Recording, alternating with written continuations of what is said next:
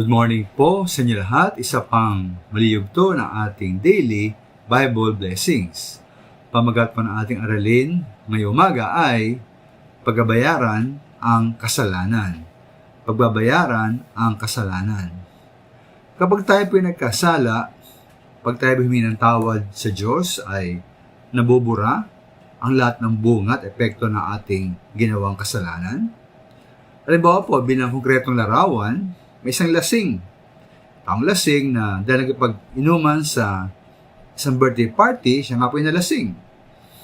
At kahit alam niyang mali ang magmaneho ng sakyan, kapag lasing, siya ay nagmaneho pa rin. Dahil po sa kanyang nais na makauwi at makatulog sa kanyang bahay. Ngunit ang resulta, nabangga niyang isang sari-sari store at nawasak ang tindahan sa halagang 50,000 pesos. Bunya lang po ay Kristiyanong may-ari ng tindahan at pinatawad siya sa kanyang kapabayaan. Ngayon di ba dapat pa rin niyang bayaran ang pinsala na may halagang 50,000 pesos? Ito nga pong batas ng Diyos at batas din ng kalikasan. Ayan po sa Galatia 6:7 ng Biblia, huwag ninyo akalaing madaya ninyo ang Diyos. Kung ano ang tiyanin ng tao, yun din ang kanyang aanihin. Kahit tayo patawarin po ng Kristiyano na ating ginawa ng kamalian, tulad nga po Kristiyano ito may tindahan, dapat pa rin po bayaran ng lasing, the driver na ito, ang bunga ng kanyang kababayaan. Yan po ay 50,000 pesos. Kailangan siya magbayad. Ganyan po sa ating Panginoon.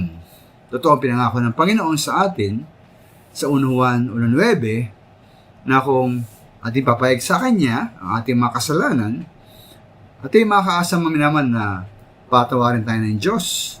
Lisin tayo sa ating mga kasalanan.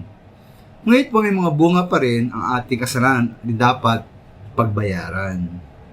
Sa pangalawa mga minamahal, ang isang mister, may asawa siya po ay nagloko, at nanakan isang dalaga ang kanya niloko.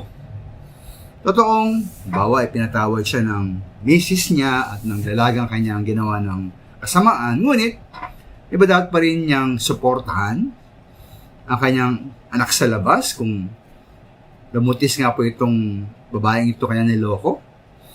Kanya pong dapat dalhin din habang buhay sa kanyang puso, ang laki ito, ang mapait na katotohanan na kanya pong sinira ang kanyang pamilya at kanya pong sinira din ang buhay ng isang dalaga. Ito po kaya yung dapat niyang pagbayaran dahil sa kanyang ginawang kasalanan. Maraming salamat po.